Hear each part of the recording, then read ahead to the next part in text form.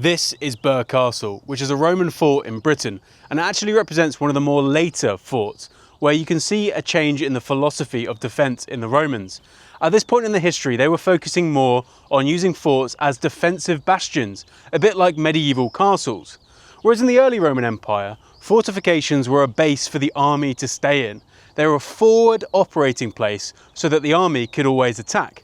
This, however, represents a significant change.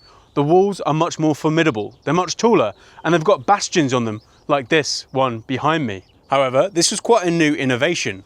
When they made these bastions, they didn't get it quite right. These were supposed to offer a 360-degree angle of fire for a ballista, which would have stood on top of the bastion. However, if you walk close to the wall, like I'm doing now, you can see that the field of fire is reducing until the point where I could almost entirely hide from the ballista. This means that if I was attacking this fort, this location here would have been a very good place to do it.